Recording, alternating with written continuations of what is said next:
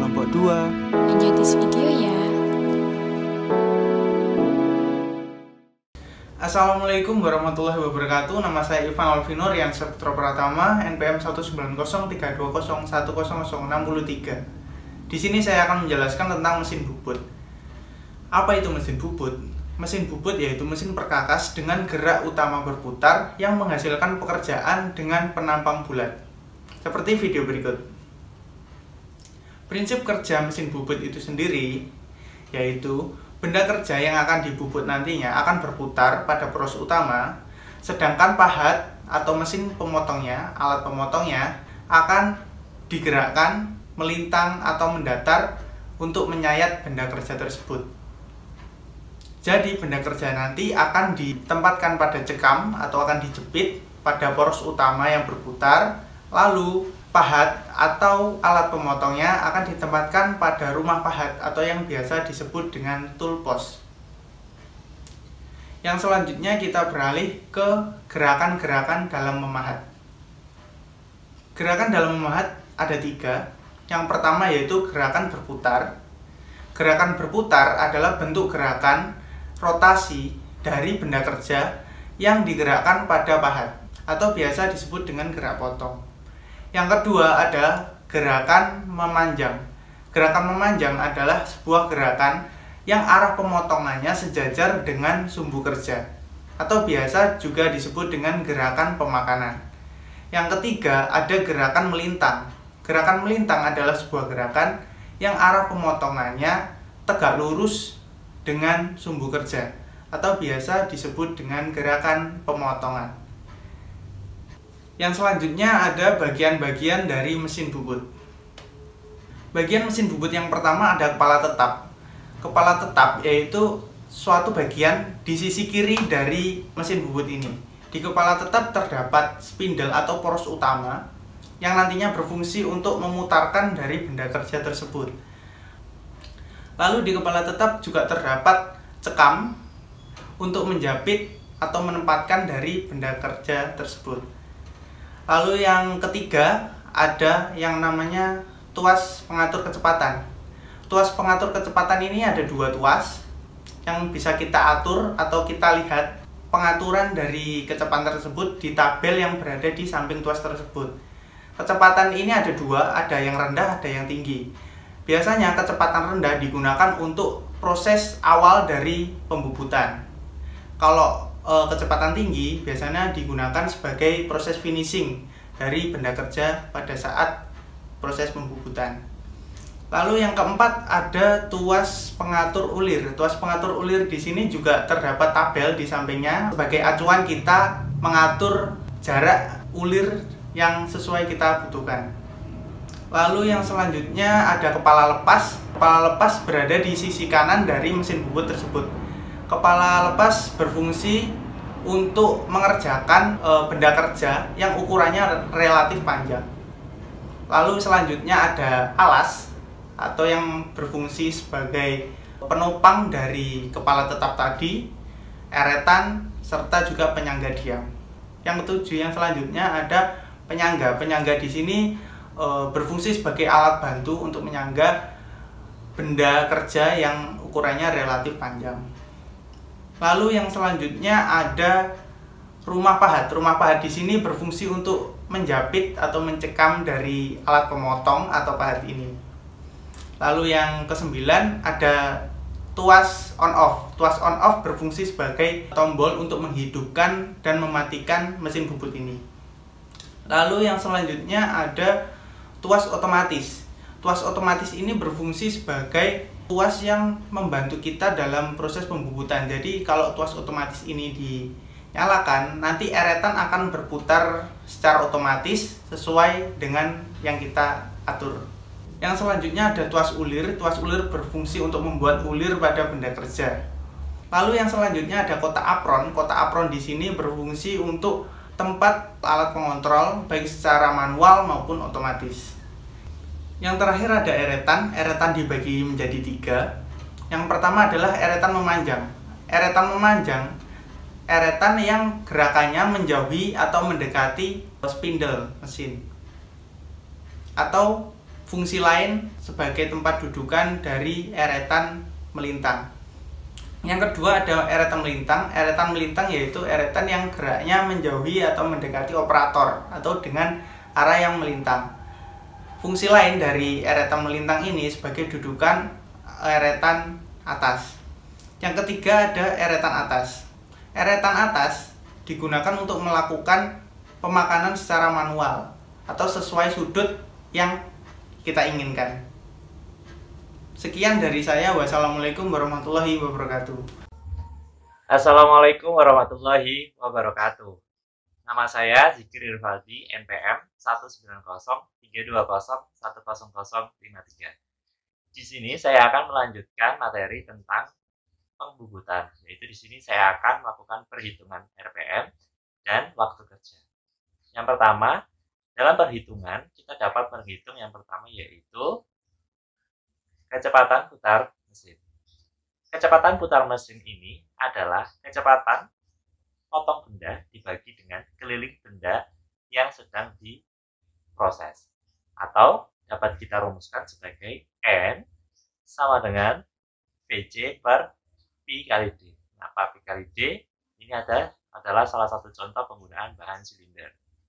Nah, dari sini kita dapat tahu ada dua faktor yang mempengaruhi perhitungan kita. Yang pertama adalah VC, yaitu kecepatan potong. Dan yang kedua ada D, atau diameter benda yang sedang kita kerjakan. Nah, secara imperial, kita bisa menggunakan satuan feet per minute dalam penggunaan VC ya. Namun, dalam satuan metrik, kita cukup atau bisa menggunakan satuan milimeter per menit. Nah, secara metrik digambarkan seperti pada gambar di samping, rumusnya dapat kita kerjakan atau kita sederhanakan di mana N sama dengan VC, satuannya milimeter per menit, dibagi dengan 3,14 adalah Pi, dan dikali D, yaitu diameternya dalam satuan milimeter. Kita kalikan dalam 1000 putaran per menit. Nanti didapatkan hasil N dengan satuan putaran per menit, atau dapat kita tulis sebagai tulisan RPM, yaitu revolution per minute. Nah, yang kedua, kita dapat menghitung kecepatan potong. Sebenarnya mirip sama dengan rumus sebelumnya, tinggal kita bolak-balik saja rumusnya. Kecepatan potong atau VC ini kita dapatkan dari kegiatan pembubutan. Gerakan utama dalam mesin pembubutan adalah benda yang bergerak. Nah, gerakan utama ini sama dengan kecepatan sayat atau pemotongan, sehingga kecepatan sayat atau potongnya adalah sama dengan kecepatan keliling atau kecepatan melingkarnya.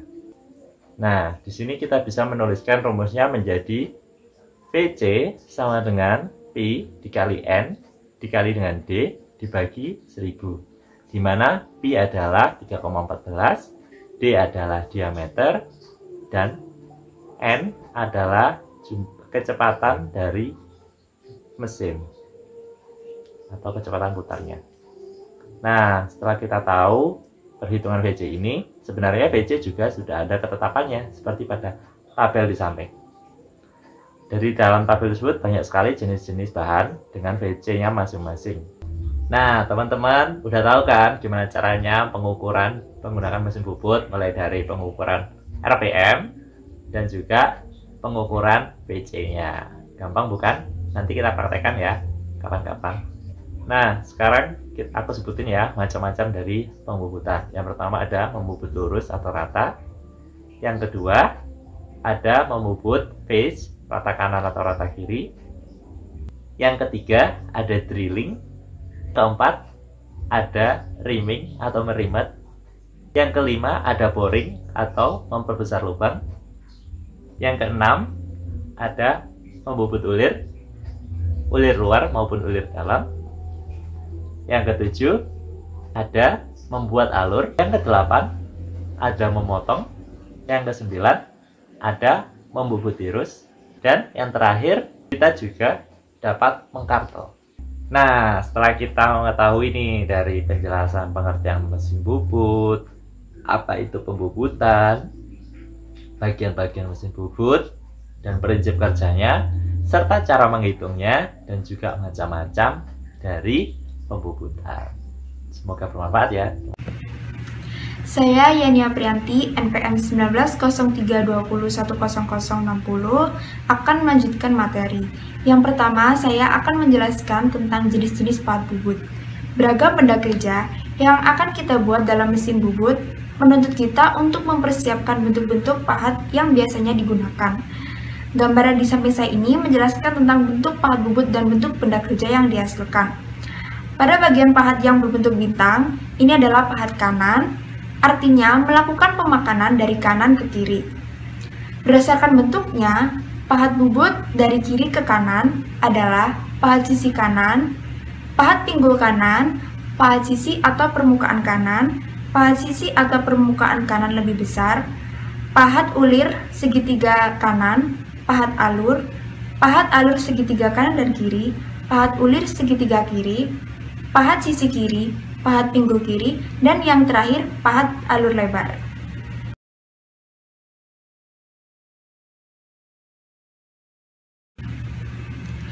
Yang kedua, saya akan menjelaskan tentang mesin gerinda. Mesin gerinda adalah salah satu mesin perkakas yang digunakan untuk mengasah atau memotong benda kerja sesuai dengan tujuan tertentu.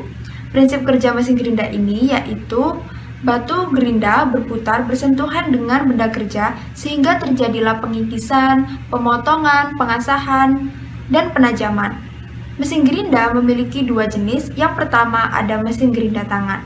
Mesin gerinda tangan berfungsi untuk menggerinda benda kerja, sedangkan menggerinda bertujuan untuk membentuk benda kerja seperti merapikan hasil las, merapikan hasil pemotongan, dan lain-lain. Dan dapat juga digunakan untuk mengasah benda kerja seperti pisau, pahat, dan lain-lain.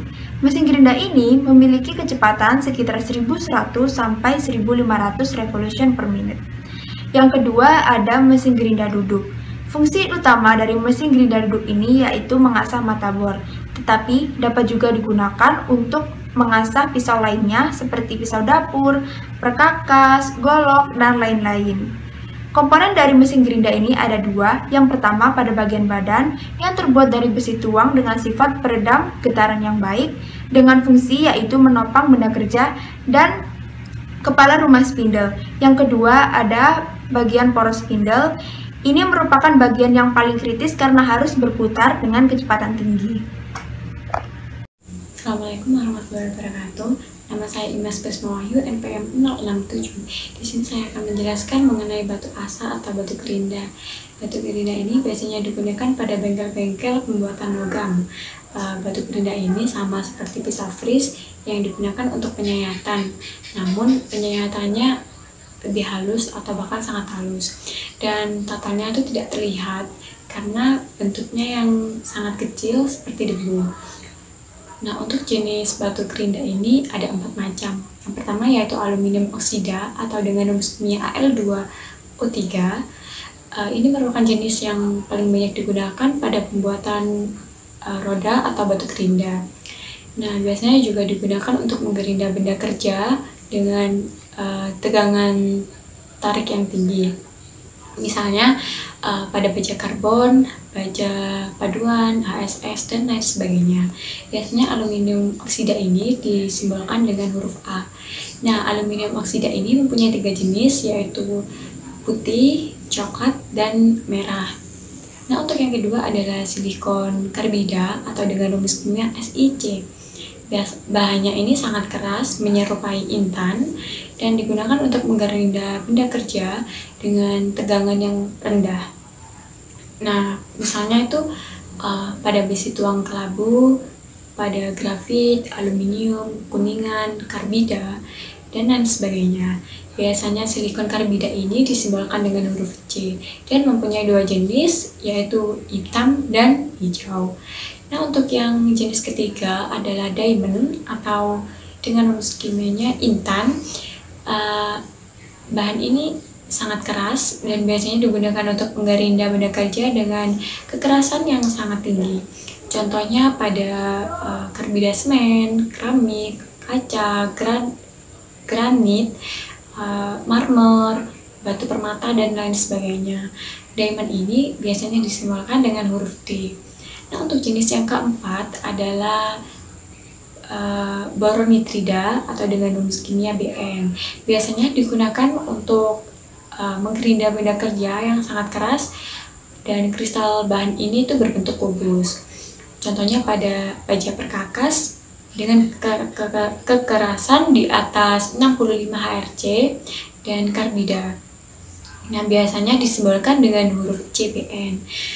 Butiran asahan ini memiliki sifat kegetasan. Nah, sifat kegetasan itu adalah sifat butiran untuk menahan diri dan membentuk runcingan yang baru sebagai butiran tetap dan menyayat dan tidak menggesek. Nah, untuk selanjutnya ada ukuran butiran asah batu gerinda. Terdapat 5 jenis. Yang pertama dengan ukuran butiran 6-12 dengan tingkat kekerasannya itu sangat keras. Nah, yang kedua dengan ukuran butiran 14-24 dengan tingkat kekerasan yang kasar. Dan yang ketiga ukuran butiran 30-60 dengan tingkat kekerasan yang sedang. Dan yang keempat ukuran butirannya 70-120 dengan tingkat kekerasannya itu halus. Dan yang kelima atau yang terakhir dengan ukuran butiran 150-240 dengan tingkat kekerasan itu sangat halus. Nah, tingkat kekerasan sendiri mempunyai pengertian yaitu kemampuan perekat untuk mengikat butiran pemotong dalam melawan pelepasan butiran akibat adanya tekanan pemotongan, bukan kekuatan dari butiran asah. Nah, tingkat kekuatan ini mempunyai 2 macam. Yang pertama adalah tingkat kekuatan lunak dengan jumlah perekat yang kecil dan bersifat mudah untuk melepaskan butiran di bawah tekanan pemotongan tertentu. Biasanya digunakan untuk menggerinda molekul yang keras karena butiran asah ini akan cepat lepas dan berganti dengan yang baru dan tajam. Nah, untuk jenis yang kedua adalah batu gerinda keras yang jumlah perekatnya itu sangat besar dan biasanya sulit untuk melepaskan butiran di bawah pemotongan tertentu. Biasanya digunakan untuk menggerinda material yang lunak karena tidak membutuhkan butiran asah yang terlalu tajam. Sekian dari saya, terima kasih. Wassalamualaikum warahmatullahi wabarakatuh. Assalamualaikum warahmatullahi wabarakatuh. Perkenalkan, nama saya Syahrul Nurfanani, NPM 42. Di sini saya akan membahas tentang macam-macam perekat batu gerinda. Yang pertama yaitu ada vitrified bond.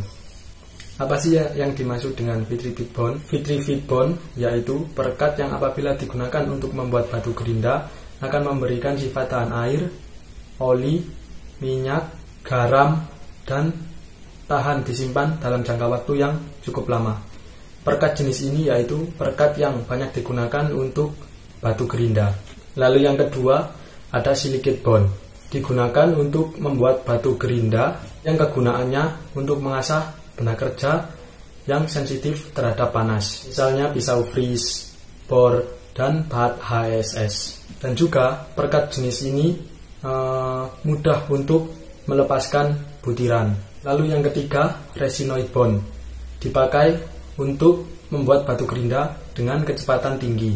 Sangat cocok digunakan untuk pembuatan gergaji, tuangan, dan mengasah gigi gergaji. Karena perikat ini memiliki sifat fleksibilitas tinggi, maka banyak digunakan untuk pembuatan batu gerinda tipis sampai dengan ketebalan 0,8 mm. Perekat ini diberi kode huruf B.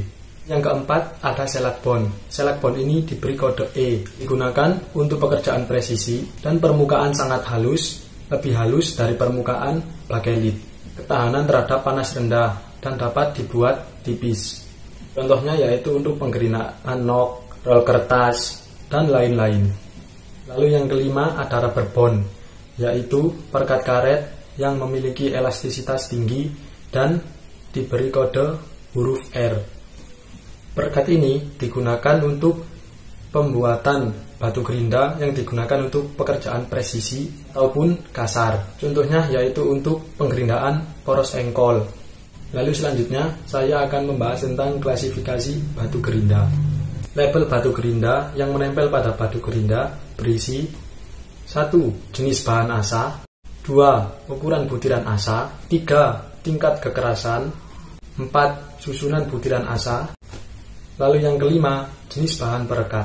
Untuk contohnya bisa dilihat pada gambar. Contoh, label atau identitas RG 38A, 36L, 5V, BE. Artinya 38 itu sama dengan kode pabrik, A itu sama dengan jenis bahan asa, A aluminium oksid, C silisium karbida, dan D diamond.